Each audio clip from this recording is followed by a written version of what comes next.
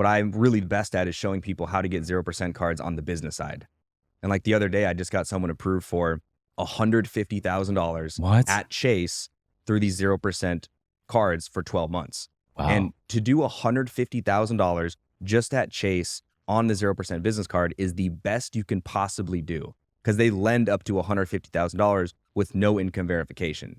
We did this with no tax returns, no bank statements. Just good credit. Just good credit and a good relationship with the bank and understanding how exactly to apply for this card. All right, guys, welcome to another episode of Reports. Today we are live in the studio here in downtown San Diego, and a bit different type of recording for us. We normally record here every Wednesday afternoon, but today's Monday, and we got a 2-day quarterly meeting with the team. I got my business coach, Rick English, in town, but I had to make an exception for my guy here. I got the king of debt. He's one of my good friends. I got my man, Jack McColl. Jack, welcome back to the show for the second time. What's good, Rich? It's so good to be here. Appreciate you having me on for the second time. First round was a great episode for sure, and it's so good to be back. So thank you. It ripped, dude. You were like the number 2 downloaded episode on like Apple Podcasts, Spotify, like right behind Grant Cardone. Yeah, that means a lot. And that that's means a hell lot. of a list. We have a great host, so I appreciate you. Dude, I appreciate you, man. So, you've been in San Diego for a while. We've become close friends since our last podcast, and we were chatting the other day. I'm like, fuck, you're leaving, man. You're going down to South America. I'm like, we got to get you on the show before you bounce. But dude, tell me about the trip. Where are you going, man? Yeah, so it's going to be a 5-week trip. One, moving out of San Diego, and it's going to be a 5-week trip. It's going to start in Buenos Aires and then go into the Patagonia. That's going to be a fishing trip. And so this really is kind of like a big life skill building trip. So the first little portion is going to be fishing, going to learn how to fly fish, do some other cool fishing and hiking stuff in the Patagonia. And then from there, we're going to go to Colombia. There's this great lake in Colombia. We're going to kiteboard. And I do a little bit of kiteboarding, but I'm trying to get my brother into it. So we'll get a little bit better at the kiteboarding, and then make our way over to Caracas, Venezuela, and do some skydiving over the beautiful islands there. And I've been to Caracas twice before to train in the indoor skydive tunnel. And I've been training for this event essentially. So we're going to skydive over these just beautiful islands. Dude, a couple things there. One, like I've always wanted to go to Patagonia. I was down in Buenos Aires, Argentina this past winter. So I got to go back and do a Patagonia trip. I've heard amazing things, but dude, a couple things, man. Like I love Colombia. I've only been to Medellin, but it's one of my favorite cities in the world. And I've always wanted to kite surf. I grew up sailing. I used to be a sailing instructor. A lot of people don't know this about me, but I've always wanted to kite surf. I grew up skateboarding and snowboarding. So I've always been kind of intrigued by it. So it's one of those things that maybe I have to maybe take some lessons and see if I like it. Yeah, no, it's not that hard. I think day 2, I was ripping it pretty good. Yeah. Day 1, you have to learn how to do the kite on the beach, and then you take it to the water, and like you can pick it up pretty well. And like for me, I was always big into skydiving and surfing. And then when it got too windy, it would kind of blow out the conditions. So that's when I was like, oh, let me take advantage of the wind. So that's how I got into kiteboarding. Yeah. So dude, Caracas, I mean, a lot of people don't go to Venezuela, especially like today, right? A lot of their economy is a little bit tough. A lot of people are fleeing Venezuela. So like, when you go to Colombia, you see a lot of Venezuelans over in Colombia right now. Economy is not doing so great, but it's considered dangerous and rough. So tell me a little bit about Venezuela and why Venezuela.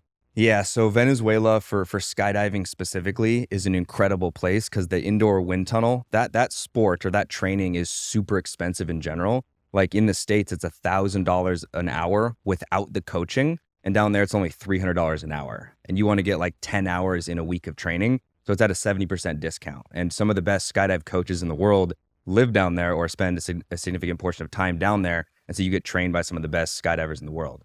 And so that's one reason why I'm down there. Or I go down there. I've been twice so far, and the beautiful islands to skydive over. But in terms of the danger, it is relatively a dangerous place. But the thing is, it's so divided. The wealth gap is like, so if you're on the right side, if you're in the right areas, it's super nice. Like I went to the Salvaje restaurant, just incredible restaurant. And it was actually such a special experience because we were in the Salvaje restaurant and it felt like I was in Miami. It was really? like Dude, I love that. American classic music. Everyone's having a great time.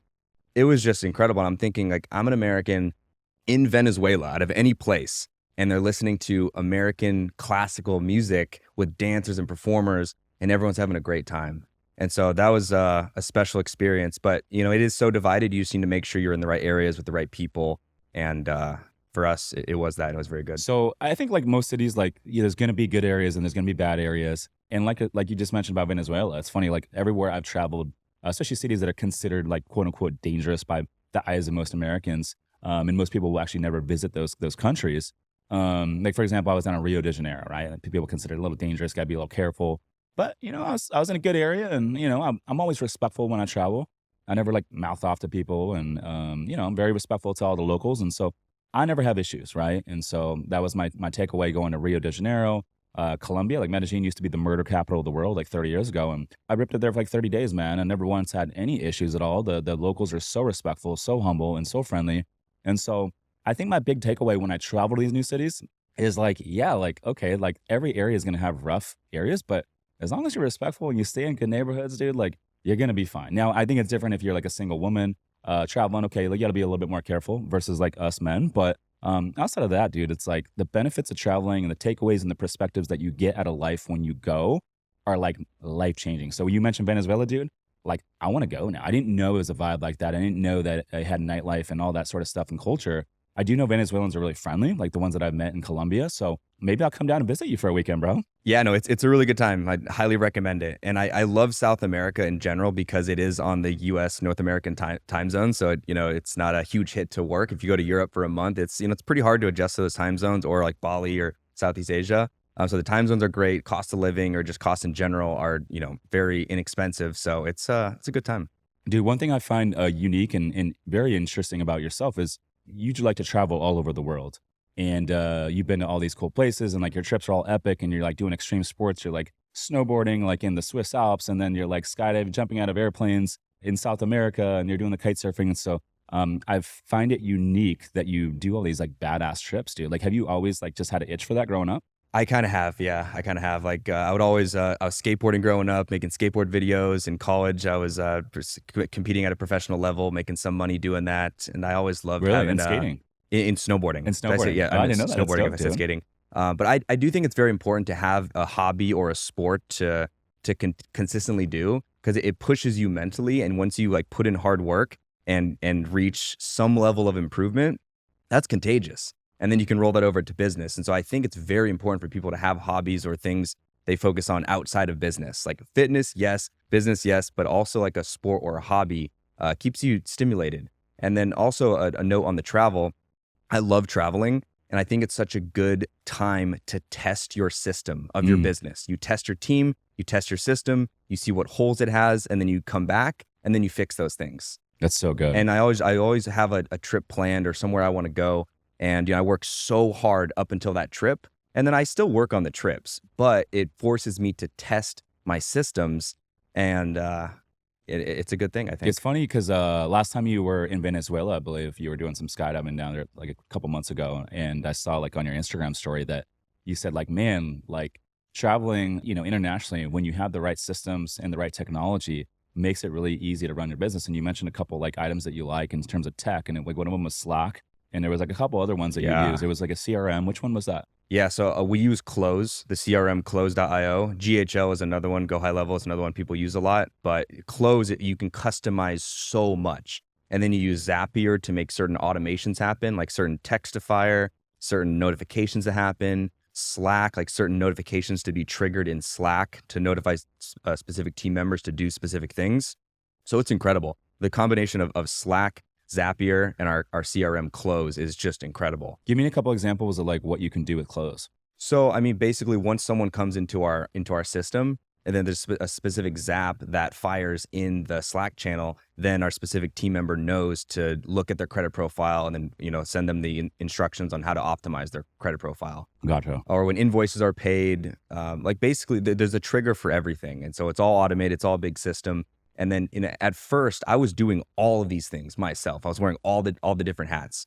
I think you have to do that at first as a leader, but you soon have to document all of your creative thoughts onto a document, onto an SOP. And so you can soon after train and delegate things to other people so they can operate like you would. And I'm very proud of this, but one of our team members who manages the optimization of our program that helps people optimize their credit profiles, she's better at the system that I made than I am, Mm, because she's only focused on that. Where me, I'm focused on 20, 30, 40 different things every single day. I hire her and she trains that one thing, and now she's better at it. Dude, I love that, man. Yeah. And so one thing is like, you have to remind yourself to make scalable decisions on a daily basis. Like, I could have been in there doing customer service for 6 months or even up to this day, but no, I'm going to do it for a few months and then slowly just document my thought process onto an SOP. And it's hard to train people because on creative things, because there's so many variables that go into making a specific decision. So the SOP, that standard operating procedure, has to factor in all these different variables. And that's a very hard thing to do, but I highly recommend to push yourself and make these SOPs and delegate things like pretty as soon as possible. Yeah, I love that, man. So speaking of credit profile, I saw you recently join the 800 Club. That's 800 plus credit score and 800 plus testosterone level. How long ago did you get on the testosterone, man? So I'm not on TRT. I'm not on testosterone. I'm Naturally. very naturally. Yeah. Oh, dude, that's even more Naturally. impressive. And so, I do a lot of research. I've been studying supplements and health and biohacking for many, many years. And, I got my blood test for the first time 2 or 3 years ago, and I was at a 530. Okay. I was like, dang, that's pretty low. And so I really tried to figure out, how to increase this naturally. And I was testing a variety of different supplements, natural supplements. I'm in the gym pushing heavy weights and things like that, and optimizing my sleep, optimizing my diet. But yeah, I'm at a 866 testosterone That's impressive. total level, and then also an 840 credit score. So that was the joke I made on my Instagram story about, the 800 Club, as you're I love it, referencing. man. Yeah. I think for a lot of guys out there, that should be something that you strive for. The 800 Club, we might have to like trademark this. Are we like making it a thing right now? The I think 800 we Club are, for yeah. men? It's the 800, and it's both. It's the credit score and the total testosterone level. And I think a couple of things for me that was a major difference is, and I study all the top anti-ager biohacker people and figure out what is best for me. And I'll blood test myself every 3 months to see how things are fluctuating. So I'm able to just measure everything. But a couple of supplements that really helped me was DHEA, only 25 milligrams. What's that? It's just, it's a precursor to testosterone. Okay. Your body produces it naturally, but you give it yourself a little bit more. Is it just a supplement orally? It's a supplement, yeah. Okay. DHEA, 25 milligrams a day. I'll have to check that one out. Fedosia agrestis and Tonkat Ali. Really? Would be the three that I personally take. And it's that all has done oral? good things. All oral, yeah. Just small Okay. supplements. I think before going on TRT, I would suggest, I'm no professional, but I would look into doing it naturally first. Yeah, I agree, man. I know it's something that's in the cards for me. Like, in my later years, I was thinking, maybe in my 40s. Start on but my regimen first. Yeah, I'll I hook you up. want to start with that because right now I'm just taking protein and creatine. And lifting weights, and obviously that helps lifting heavy weights. Yeah. But I would love to check out some of the supplements that you're taking, because the one thing that doesn't turn me on about the test is like, you got to inject You're yourself a stuck on couple it. times a week. Like I had the founder of SD Botox on last week, and one of his like businesses is testosterone, and he's like, dude, like you got to do it twice a week because otherwise you'll have these big spikes. And so I'm like, dude, I don't know if I want to be getting my blood work every month, and I want to do like injecting myself twice a week, but orally. That's a lot easier, and so why not maximize that first, like you mentioned? Okay. Yeah. What- No, I'll what are your hook thoughts? you up. I think for sure try it naturally. For sure. Okay. Yeah. Once you get on TRT, you're kind of stuck on it for life, Mm. to my knowledge. Right. That's what everyone says. They're like, once you start, you're not going to stop. And that's why I've been a little hesitant. I know it will be in my cards down the road, but for now, dude, I feel pretty good. I do need to get my testosterone levels tested. I don't know what it is, but Oh, you haven't? I do know that. Oh, I that's have no step idea. one. I do know that I Oh. have good energy and like, Okay, everything's good. pretty good, but I do notice like I got to lift a lot. I got to train a lot more than most people to get results. Okay. So Maybe that's it's low T. a testament of it. First step is test your blood, test your Mhm. testosterone, and you can easily do it. If you go to labcorp.com Okay. or just Quest Diagnostics, it's usually like $100 test, $99. It tests your total testosterone and your free testosterone. You want to do What's both the difference? because total is like, I believe it's how much you have access to, and then the free testosterone, I believe, is how much you're actually like utilizing of it. And so you want to look at both, because if you have a ton of total, but your free is lower than it should, that means like you have it there, you're just not being efficient with it, to Mm. my knowledge. Okay. And so you want to test both. Yeah, that's interesting. As a busy real estate investor or entrepreneur, time is money and first impression is everything. Every day to make it easy on myself, I wear Built Basics clothing. Whether you're a girl or guy looking for workout gear, joggers, shirts, button-downs, hats, or shoes, Built's got you covered. Super comfortable, tight in all the right places to make you look fresh and clean all the time. Visit BuiltBasics.com and use promo code SUMMERS20 to receive 20% off of your order. Again, that's BuiltBasics.com. That's BYLT Basics.com. Use promo code SUMMERS20 to receive 20% off of your order. Now back to the show. Speaking of like lifting weights, man, we had a good lift at the compound a couple months back, and you showed me we did a chest and tri day. It was me, you, and Austin, I believe. And you showed me this like tricep, like kind of burnout workout at the end. And dude, every time I do chest and tris, I actually hit that workout a lot. Dude, it's amazing. It's just like kills your tris, dude. Good to hear, man. Dude, Yeah. I think it's so important for people to stay in incredible shape. Like the confidence, at least the confidence that I get of looking at myself in the mirror with no shirt is, it feels really good. And I know I'm stronger. I know I look better. And that confidence carries into other things. And so I think for people that are maybe overweight and they're struggling in business, okay, first get your health in check, and then you'll probably see better results in business. I'm a strong believer in that. And I think you should really prioritize your health. Yeah, I agree, man. Weightlifting for me does so many things in terms of confidence, my posture. I just feel better, and like you said, it translates over to everything in life. It's not just business; it's like sports, it's dating, it's like family, friends. It's like literally everything goes full circle, gives you more energy, and I'm addicted to it, man. Yeah, that's the foundation. And you judge people, and people judge you based on the way you look in the first couple impression. seconds. And it's Yeah. like, if you're overweight, people are seeing that. And like, if you want to look good. Yeah, and also like if you're trying to grow your business, get clients and investors, people, if you're out of shape and you're not taking care of your body, like investors are going to see that and they're going to be like, okay, well, if you can't take care of your body, how are you really taking care of your business? Yeah, if you're cutting Right? corners on your health, you're probably cutting corners in your business, and I've seen it firsthand. Yeah, that's good. So speaking of trips and all that sort of thing, man, I saw you recently took a really badass trip. What is it? I got to ask you, what is it like taking a shower on an airplane? Yeah, I mean, taking a shower on an airplane is a next level experience. I mean, not only are you in first class, you have a nice lay down seat with caviar and champagne and all the good stuff on a 10-hour flight, for example, but you get the opportunity to go shower. And there's only 2 airlines that offer this service, and that's Emirates first class and Etihad first class as well. Where's Etihad out of? Etihad they're both Middle Eastern airlines. And Yeah. what kind of plane is this? So it's the A380. A380. Okay, The double decker, Emirates right? has the A380, and Etihad also has an A380. Other airlines have the A380, but those are the only 2 airlines that have the shower on the plane. Got it. One thing to note is so let me compare the Etihad first class experience and the Emirates first class experience. Yeah, let's so hear it. there's 3 main components. So there's the seat, there's the lounge area, and then there's the shower. So on the Etihad, it has the shower, but it's a smaller bathroom. Where the Emirates, the bathroom is like huge. The floors are heated. It's incredible. The Etihad one is a little bit smaller bathroom area, but it still has the shower. And you get your own private bathroom? Not private. You have to schedule it. And I recommend if you get on, schedule it. Schedule your time first. Okay. Not like first out 'Cause of it will anyone, fill but up. like schedule when you want. When's the best time to first. take a shower on a flight? I like to do it like an hour and a half, 2 hours before landing. Okay, so that way you get off the Yeah, plane, you're but ready if to everyone rock. else books it, you might have to shower like first, and you're like, I don't really want to Mm. shower yet. So schedule it first with the flight attendant.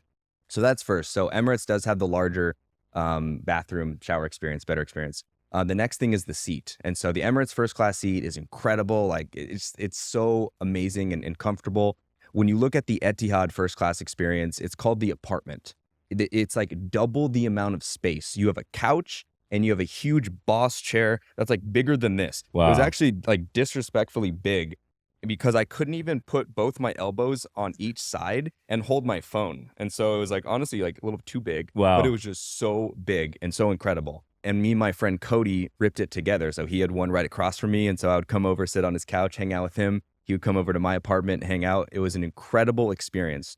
Dude, And that's so so cool. So the seat itself and the food probably similar. I don't actually remember the difference, but the seat itself, the Etihad had the much grander experience. And then the next thing I'll break down is the lounge. And so Emirates is known to have the first class, or actually business class too, but the bar. And so you can go back there. There's a full-on bar. There's like lounge seating, which is really cool and much more space. And like a legit bartender and all that? Legit bartender. I remember when I did So it from, I think it was from like the Maldives to Dubai or something, somewhere out of Dubai. But I grabbed one of the bottles of Dom Perignon and she let me pop it. And like it's sprayed and like the cork, the cork hit the ceiling. It was hilarious. Love it. But the Etihad lounge it's like a circular lounge. It only fits like 6 people sitting and a couple people standing. So it's a smaller, more intimate lounge. Still great. Like other airlines don't have this type of lounge where you can just go hang out with other people. But the Emirates first class and business class had the bar, which is a little bit more superior. All in all, I had a better experience on the Etihad first class apartments. Interesting. So the Etihad flight, where did you fly from? That was from London Heathrow to Abu Dhabi, which is right next to Dubai. Is that where their hub is for this airline? Abu Dhabi? I actually don't know. It's some Middle Eastern country. Yeah. But it was incredible. And I did it for only 62,000 American airline miles. Okay. 60,000. And what does that translate over to in terms of spend? In terms of like a 1-to-1 ratio on the points, it's like worth $600 of points. Wow. That's it. Yeah. Okay. And then I guess my question is, what does that seat go for, like retail? Between $5,000 and $10,000. Damn, that's not a bad it's deal. Incredible. Right and I only use my points for these epic redemptions. Like I have a lot of points, and if I'm not getting at least 3 to 5x on a return on my points, I'm not spending them. And so what I mean by that, if you have 100,000 points in the Chase portal on a 1-to-1 ratio, like 1 cent per point, that's worth about $1,000. I'm looking to get like $3,000 to $5,000 in value or more. And so you can only do this when you transfer your points from the bank portal to the airlines or to the hotels. And so that's where you get the good deals. When you're using it in the portal on Chase or American Express, you're at a fixed valuation of your points. And so you can use different softwares and tools and newsletters to help you find these good deals.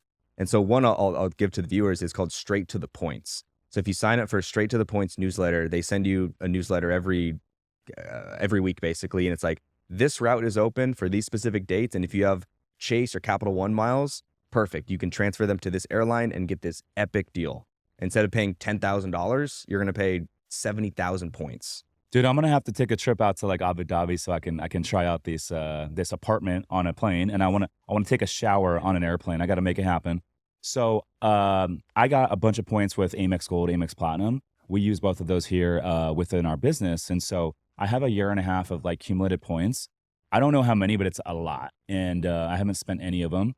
And so I'm gonna have to figure out how to convert these and try to get a 4 or 5x lever and get myself an apartment on an airplane so I could take a shower in the sky. Yeah, so that's one route right there because it's only on 2 different routes. It's from London to Abu Dhabi or JFK to Abu Dhabi. So those 2 routes. So you let me know and I'll help you book it. Yeah, okay. It's incredible. I'll definitely keep you posted. Yeah. And then maybe I'll use some points to get down to Venezuela. Unfortunately, going to Venezuela, there's probably not a lot of direct flights. You probably have to connect somewhere down. That's a tough one. That's Mexico a tough one. City probably connects. It's a tough one. We're doing from Bogota in. That's a tough one. But I'm doing it from Bogota in on Avianca for like 5,000 miles, basically free. And while we're on the topic of miles and everything like that, it's very important for people to accumulate points at banks that have transferable bank points. And so what that means is points that you can transfer from the bank to different airlines. And so here's an example of a bank that does not have this. So US Bank, when you have US Bank points or Bank of America, they're stuck in the portal. You're fixed at a 1-to-1 ratio. You can't move them to an airline. And so there's been 4 banks that have these transferable bank points, and now there's a 5th, which is a really big deal. And so it's Chase, American Express, Citi, and Capital One. And so in addition to just getting American Express points, it would be a good idea to actually diversify the amount of points, not the amount, but what kind of points you have, because certain bank points can go to certain airlines. And so it's good to have a mix of those types of points. Is Amex transferable? Yes. It is. So Amex, Chase, Citi, Capital One. Okay. Yeah. US Bank and Bank of America are not. But Wells Fargo now has transferable bank points where you can transfer them from Wells Fargo to different airlines. And it's pretty good partners too. It's KLM, Air France, Iberia, British Airways, Avianca, and there's Aer Lingus as well. So it's a really big deal. Aer Lingus is out of Ireland, right? It is. It is. And Wells Fargo just came out with a brand new personal credit card. It's called the Autograph Journey. This is a brand new travel personal credit card. It's incredible. I just got it. And I'm really excited about it because it comes with a 60,000 point sign-up bonus once you spend a few grand in the first few months. And then you can transfer those points to different airlines and get epic good deals. And in terms of the points that this card gives you when you spend, it gives you 5x points at hotels and 4x at airlines. And That's huge. It is huge. And it's even bigger because you don't have to book it through the portal. Like when you use the Amex Platinum, it gives you 5x points on hotels and hotels and airlines, but you have to book through the Amex portal, which is sometimes limited. With this card, the Autograph Journey, you can use your card directly with Marriott, directly with Hilton, and you get the 5x. Where if you did that with the Amex card directly with the hotel, you would only get 1. Oh, that's crazy. Yeah. So with this Autograph Journey card, what typically do you need to qualify for that? 720 is best. Really a 700 and above, but I always recommend a 720 plus before doing credit applications. Yeah. And then what kind of is 0% intro? I actually don't know. It probably not is. I don't care about 0% personal cards at all because I always advocate people to keep your balances low. What I'm really best at is showing people how to get 0% cards on the business side. And like the other day, I just got someone approved for $150,000 at Chase through these 0% cards for 12 months. Wow. And to do $150,000 just at Chase on the 0% business card is the best you can possibly do because they lend up to $150,000 with no income verification. We did this with no tax returns, no bank statements. Just good credit. Just good credit and a good relationship with the bank and understanding how exactly to apply for this card through a relationship manager, understanding what information to include on the application. But to do $150,000 between 2 applications is the best you can possibly do. I got a question. So when you apply for business credit, at least when I've done it in the past, they ask me like what the business is. I don't remember if they ask for an EIN number or not. Do they? They do. They do. And then they ask you like, oh, what type of like line of business is this? Is there a specific line of business that is going to be more conducive with max getting a higher credit line? Yes, for sure. What do they want? You're referring to the NAICS code. So this is the industry standard code that classifies the risk of your business. And so you want to look at your business and ask yourself, what does the business do? And then how can I tailor it to a little bit of a lower risk code? And so, for example, if you're a real estate investor, but part of your business is property management, you would want to go with the property management NAICS code. If you're a wholesaler, you probably want to lean into marketing because that's what wholesaling is. You're marketing, you're finding deals, you're finding leads, things like that. So you want to ask yourself, how can you lean into a lower risk narrative for that business type? And there's 3 places where this needs to be accurate. The most important place is on your business checking accounts. And so if you already opened a business checking account for this business and you don't remember the code that you used, you probably don't, because when you go in there, they ask, what does your business do? They're asking you that so they can put a code on for you. Mm-hmm. And so you want to be proactive and understand what code they're going to put on your bank account. And you can always change that. The second place is on Dun & Bradstreet, which is a business credit bureau. And so that's really easy. Just log on and then edit your code. And then third is on the Secretary of State. So you just do a business search for your business on the Secretary of State. And it's not always there, but sometimes it says business description or nature of business. You just want that all to line up. That can be an easy difference between a $75,000 card and a $10,000 card, just with that code. So it's really important. Yeah, no, that is good. I know when I applied for the Amex Gold and the Amex Business Platinum, I had already been with Amex for a personal card for like 10 years. So I already had that kind of history with them. So they gave me the 2 cards, no limit, which was kind of nice. It was like instant approval. But with Wells Fargo, I don't have any like history with them. So if I wanted to go get this Autograph Journey, which it sounds like kind of a conducive card, it's kind of sexy, I kind of want to pick it up. I'm going to have to get these codes down, it sounds like, huh? Yeah, for sure. So the Wells Fargo card, that's a personal card. Okay. So you won't have to. It's a personal. Yeah, it's a personal card. So you won't have to do anything with the EIN or the NACS code. But it is a great personal card. Gotcha. And there's another reason why I love that card, and I'll talk about real quick. So when you're optimizing a credit profile, it's much more than just a score. Like you need to optimize all the things that the underwriters are looking for. And one of the main things they're looking for is, what is your collective personal credit limits? If you add up all your personal credit limits, what does that amount come to? And I've seen the best business funding results if you have collectively $40,000 to $80,000 of personal credit limits on primary credit cards. Not from authorized users, but from primary credit cards. Say that one more time. You take the Cumulative, all the average of all your business credit. You want to add up your personal credit limits Okay. on primary accounts. If you have Not business. Not business. Okay. If you have $40,000 to $80,000 of credit limit on primary personal credit cards, you will do way more on business funding than if you had way less than that on the collective limits. Got it. Do they look at like, did the underwriters look at other things like maybe like real estate mortgages under your personal credit and maybe like, higher like car loans under your personal mortgage with history? That will increase your debt to income ratio, but it also can make your profile look much stronger. And so they will look at what income, or basically look at the income stated on the application and look at your monthly debt payments and kind of figure the debt to income ratio out. So to an extent, it could benefit your credit, but once you get too much, it's going to affect your debt to income ratio. Hey guys, real quick, the only way this show grows, the only way we continue to bring on bigger and better guests is if you guys rate, review, and share the show. So if you could take 2 seconds or the click of the thumb to review on Apple or Spotify, it will mean the world to me. But more importantly, we'll be able to reach more entrepreneurs and more real estate investors and help them build wealth through this podcast. Now back to the show. I got a question for you. So yesterday, a few of the team members and myself were out. Actually, Preston and Austin were out. We went out with my buddy who's a yacht broker. And we ripped around the bay for like a few hours. And it was a really cool 38-foot boat, black on black, brand new. And he's like, dude, you can pick this up for like as little as like 10% down. But I'm like, okay, the rates are kind of high. I kind of want to buy it. I kind of want to buy it. I'm like, I had no intention. And I went on the boat. I'm like, this is pretty sick, dude. Yeah. This thing goes like, we were doing like a smooth 65 yesterday in the bay. Freaking so smooth, dude. He's like, get out to Catalina in like just over an hour. I'm like, that's freaking sick. So I'm like, no intention, but I go out in the water. I wake up this morning. I'm like, I kind of want to buy that boat. I hit up Wayne. I'm like, dude, I kind of want to buy it. But anyways, that said, he's like, you can get in for as little as 10% down. And it's going to cost a couple $1,000 a month to like just, slip fee and storage and all that. But I'm like, dude, I can kind of use it to like grow the business. We can do like, I can take clients out, investors, and like do some pretty badass stuff out in there in the water. And then from a marketing standpoint, like on social and all that thing, I think that I could use it to make more money, right? And that's how I try to rationalize these types of things so I can use it as an asset. Now, here's my question for you. So the interest rate environment right now is really expensive. Is there a creative way that I can maybe use business lines of credit, 0%, to borrow for maybe a year to get into this thing for a very low cost of capital? So with business credit cards, a lot of them come at 0% interest for 9 to 18 months. And for a lot of people that I help, I'm able to get between $50,000 and $200,000 of 0% interest capital for that introductory period. After that period, then it goes up to the normal 20% or more credit card interest. And so if that would help during that first year, then the answer is yes.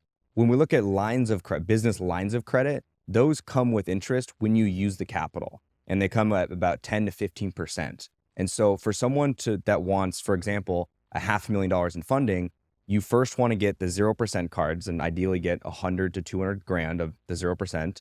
And then you have to get the remaining few hundred grand on business lines of credit. But because those come with interest, that's probably more expensive than the loan you would get on the boat. The blended rate would be a lot more expensive. That makes sense. Cause I don't know what it is. I'll talk shop with the loan mortgage broker, but they're the boat mortgage broker, if you would, but I would imagine it's probably closer to 7.5%. But refi a year when the rates go back down, who knows? Not bad. Yeah, I do that. Yeah, that sounds better. So we'll see. But go ahead. And really, when people come to me and I help them get access to capital, you really want a clear return of the money back on the card. And so like using 0% business credit cards is perfect for people who do fix and flips, because you can often do 2, maybe 3 flips in a 12, 18-month period. So you get the 50 grand, 100 grand credit card. You get the cash off the card, not through cash advance. There's alternative strategies on how to do that. Then you use the money for your deal, and then you can pay off the card, and then rinse and repeat. So you want a clear line of how it's getting paid off. 100%, man. And I feel like as a real estate investor, we're like, that's what we do. We're just moving money around. Sometimes I'll go broke, like buying real estate. And then like these deals will start to blossom. And I'm like, okay, I'm going to do a cash out refi on this one. I'm going to sell this one and take some chips off the table. And then all of a sudden I'm liquid. And then I'm like, oh, broke again. Buying more stuff, I'm broke again. But they say that's the game. They say that it's one of the best ways to be broke is to go broke investing in real estate. So, but it's funny. But yeah, you're right. I think you always got to have a clear path. I mean, same thing when we do these like bridge loans to buy the real estate. Like it's not cheap, and so we got to have a clear path to be able to pay these lenders back, so we can get out of these bridge loans. So it's the kind of same thing. So, question for you though. So Amex Platinum, Amex Business, we do use both of them as I mentioned here. What are some of the perks in terms of like points, benefits, pros and cons of both these cards. The Amex Gold and the Business Gold is a way better card, at least for accumulating points. The only reason I have the Amex Business Platinum is for the lounge access. Yeah, dude, the gold you can't get into the lounges. It's true. Yeah. So that's the only reason I have it. So it comes with like Andrea and a couple of other girls on the property management side, they use the gold, right? And on the Summers Capital side, on the investing side, we use the platinum. Well, the platinum gets in the lounges, so Andrea doesn't have the platinum. And so last time she took a team trip for like work, she's like, Rich, give me the platinum. So I got her the platinum. We're talking about Andrea. Alex is over there laughing. But anyways, she's like, give me the platinum. So we got her a Summers Capital card as well so she can get into the lounges. The Business Platinum or the Platinum from American Express, it does give the lounge access to Centurion lounges, which are really good lounges. The annual fee is $700, but it does come with pretty incredible statement credits. So you can actually break even on the annual fee just by using the statement credits. For example, like $10 a month for Uber, $200 every 6 months at Dell. Like there's statement credits. I didn't even know like there's statement credits. Yeah. So look into it if you want to save a little bit of money. But you can break even on the annual fee if you use those credits. But you kind of have to try. You have to pay attention and use it. So it might not be worth it, but have someone else look into it for you. Because you can get use the money at Dell and shit like that. So I break even on the credits and then I get the lounge access for free. So for me, it's great. But in terms of accumulating points, I always use the Amex Business Gold or the Personal Gold, depending on what I'm spending the money on. For dining, you get 4x points per dollar spent on the Business Gold. If you go to dinner and use your Platinum, you're getting 1 point per dollar spent. So a lot of people think they're cool paying for dinner on their Platinum. It's pretty much the worst card to use unless it was, comparing to the debit card, it's a little bit better, but you're getting 1 point per dollar spent on the Platinum. So you want to get the Business Gold for dining, and most businesses has a large expense on dining. And so that's why you want the Business Gold, because you get 4x points on dining. Advertising as well, we got to 4x. switch it up because like right now the Summers Capital card is the Platinum. And so like tonight we're doing a team dinner, right? Oh, and gold. So, Business Gold. In the past, we put all those team dinners on the Platinum because that's Summers Capital, and the Gold is property management. So from an accounting perspective, we just keep all the property management stuff, the vendors, the housekeepers, all that sort of stuff that we got to buy, the materials, the supplies, the soap, the shampoo, all that on the Gold. But maybe we got to switch it up a little bit. Or just get both. Get both. Get both. Yeah. Okay. There's a small annual fee on the Gold, $300. Yeah. Not mega small, but it's small relative to $700. I would do both. If you want to accumulate points most effectively and then have those points for free travel, definitely have both. So if someone's like a new business owner out there, maybe listening to this podcast, would you suggest to go the Amex Business Gold or Platinum, or would you suggest a different card? So I would always look at where you spend your money. And also like what the strategy is. Is your strategy just to get 0% funding for your business and for your deals? Because a lot of the 0% cards don't really come with good perks to generate points. Some do have decent ones, but it's kind of like, okay, I'm getting this card for the points or I'm getting this card for the 0%. So it's kind of two different strategies. Let's say it's for the points. Okay, so for the points, I would look at where does your business spend money on? Is it electronics? Is it dining? Is it advertising? Is it travel, right? Look at those categories. And if it's dining as a number one expense, then absolutely get the Business Gold. You get 4x points per dollar spent. If you don't have that gold, you're leaving points and leaving money on the table, essentially. Travel, okay? There's cards that give you 3x points per dollar spent on travel, like the Chase Business Inc. Preferred. So I would get that one if you spend a lot of money on travel. One thing with the Platinum, American Express Business Platinum, I'll mention, is if you spend money, if you swipe your card in the Amex portal, as I briefly mentioned, you get 5x points per dollar spent, but it has to be through the portal. Sometimes the options are limited, but that is a good way to get points on travel if it's through the Amex portal. Now, what if I just want the fastest path to be able to get points to take a shower in the sky? So that is a harder question, because to book that route, the Etihad first class apartment, you pretty much need American Airline miles. And really? The American Airline miles, specific miles? Yeah, because they're in the same alliance. And that's how you get the good deal. You can book it on other points where you transfer from Amex to Etihad, and then it's not as good of a deal though. So you want American Airline miles for that specific route. And the thing with American Airlines is they have an exclusive partnership with Built, the Built program. Not the Built company, the clothing brand. Not the Built company. But the Built platform. Yeah, so there's a credit card. It's called the Built credit card. I talked about this on the last episode. You can pay your rent on this Built credit card. It's issued by Wells Fargo, but you get Built points. And you can pay your rent with no credit card fee because it looks like it's coming from a bank account. And then you generate Built points. And also when you refer people to the Built card, you get other Built points as well. So you can transfer Built points to American Airlines. That promo is ending, or that partnership is ending in a couple months, unfortunately. But that was Why is pretty it much, ending? I don't know why it's ending, but that was the only way to transfer points into American Airlines. Built just made a partnership with Alaska Airlines, which is also a big deal because similar to, Aren't they in alliance with American? they are. And then would they be in alliance with this other So, airline too? so potentially, Yeah. Okay. So, because I pay $12,300 a month for my rent, my apartment rent. So can I use Bill, even though you said something's changing in 2 months? I would Can I still use them 100 for Alaska? 100% get the Yeah. Built card and put your Okay. rent on the card. No questions about it. Yeah. Because after a year, I'd have enough to probably do a trip. Absolutely. Yeah. Absolutely. Easy. Leaving money on the table, not doing that. Yeah. I Yeah. like that. Okay. And one thing I'll mention there is with Built, it's also a high limit personal credit card. And so when I'm helping Really? people optimize their profiles, I want to recommend them high limit cards to increase their collective limits. And so that's why you have to be so strategic on the personal cards you apply for, because it needs to be there on your profile for a specific reason. If you're going to go get a Sephora or a Cabela's credit card, retail credit card, that's a really bad account to have on your profile. You want to be strategic with your personal credit cards. And the Wells Fargo Built card is one I would recommend in general because it looks really good because it's issued by Wells Fargo, which is a tier 1 account. Also the Wells Fargo autograph journey, another good account to have on your profile. But yeah, the Built is an amazing card. I got a question for you. Is there like a third party out there or like some sort of tech platform that allows you to, because as you get more and more credit cards and real estate mortgages, like, dude, I got so many freaking things of debt out there. I'm like, it's impossible to keep track of. And, Alex on the team, like she does a good job of like making sure all of our mortgages are paid on time. But dude, at this point now, I'm like, it's impossible to keep track of everything. So is there a platform out there where you can like keep track of all your debt payments that you gotta make every single month? Ooh, in terms of payments, that's a good question. Because that would be nice to have a dashboard, Yeah, no, I something. think there is. I think it's a Ward wallet or Wallet Flow Okay. looks at your payments, but I don't specifically use those to monitor the payments. I just manage it myself. But I've been using this app called Monarch Money, and like relatively similar to QuickBooks. Like I do my business bookkeeping on QuickBooks, which is absolutely great. If you don't already do monthly bookkeeping and looking at your P&L, definitely recommend doing that.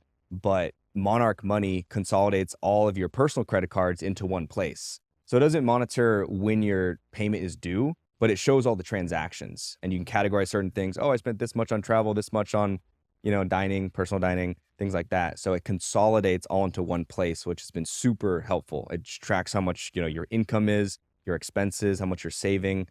But it's a great app. I've been loving it. So the Wheels Up Amex Travel, what the hell is that? Yeah, so Wheels Up is a private jet membership, and American Express had an incredible incredible partnership with Wheels Up. And essentially what Wheels Up is, it's a private jet membership where you book private jets yourself and, with your friends and things like that. But the reason I joined it is because if there's empty legs or hot deals, you can book them for only $500 and you get the whole jet for you and your friends.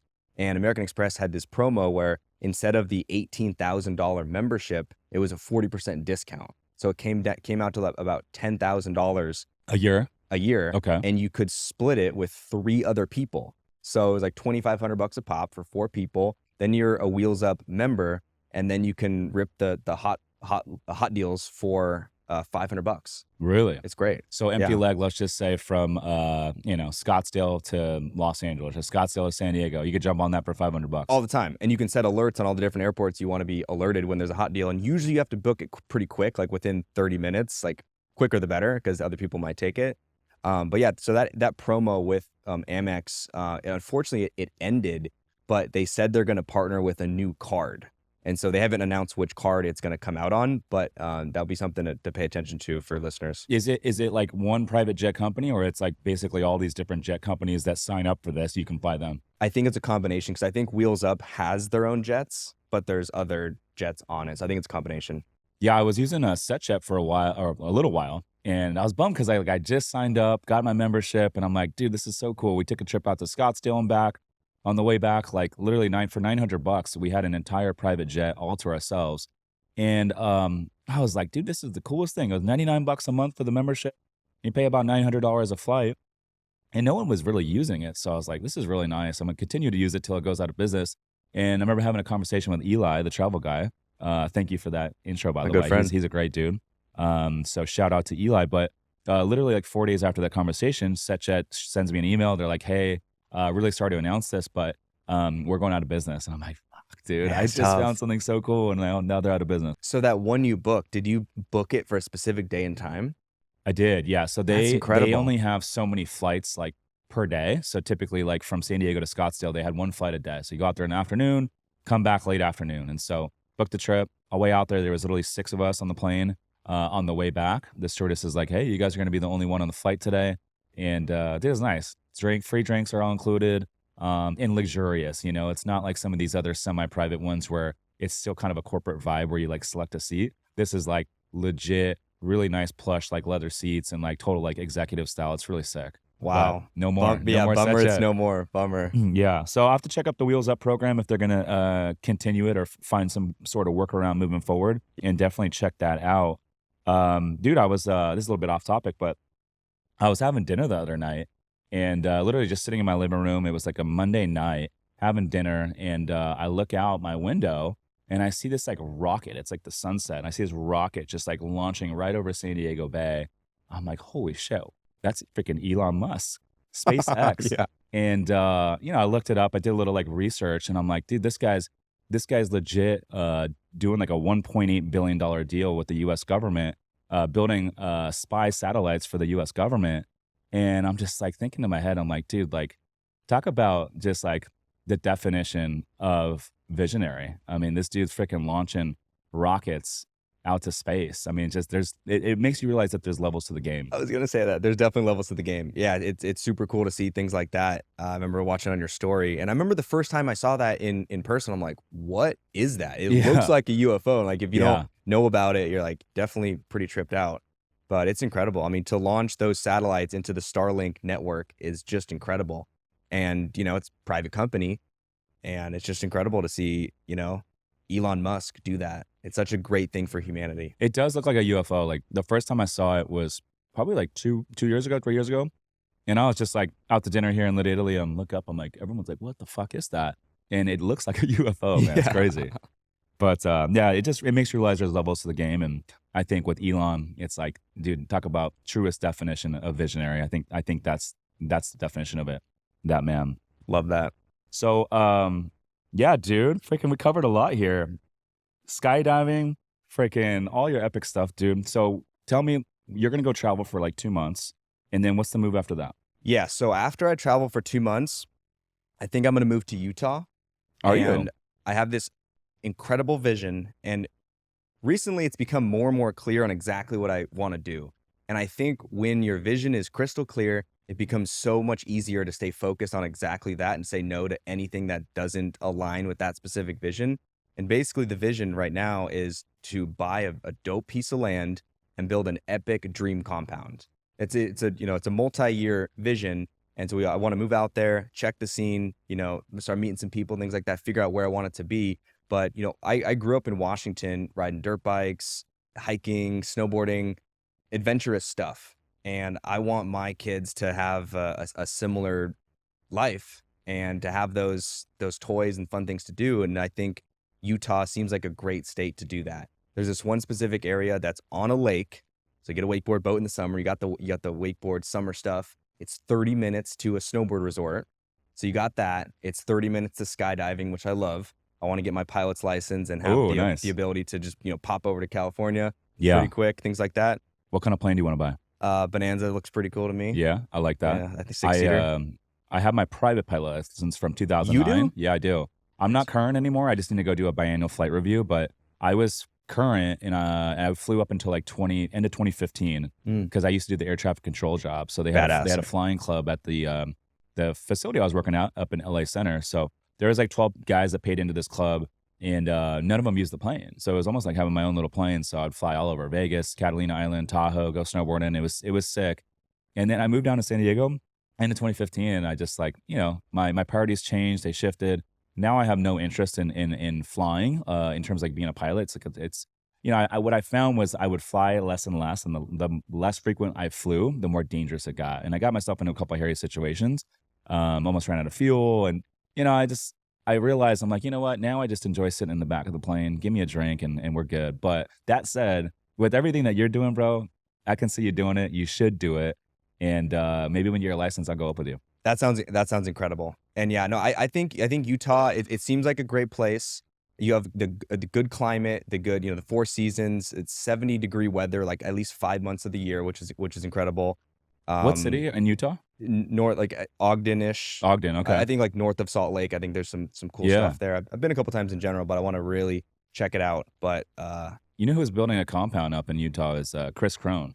Okay, I cool. was actually up Cool. there at his spot. Parker, what city was that in Utah? We went up there with me. What is it? Provo? Provo. Provo. Okay. Yeah, we're in Provo. And he's building like a big ass compound in Provo. He's telling me all about it. I've seen some of his content on Instagram. I'm like, dude, I want to go tour that property when it's done. Yeah, But nice. that sounds pretty epic. Post Malone also lives in Utah. Really? Yeah. Wow. That's pretty cool. That's Yeah. pretty cool. No, I think it's dope. I think there's a lot of good things there, and cost of living, cost of land is so significantly less expensive than here. It's crazy. And I want to move a little bit quicker, and I want to do. I really want to have the most epic compound, and I see myself doing that much quicker out there, and also just being closer to the mountains.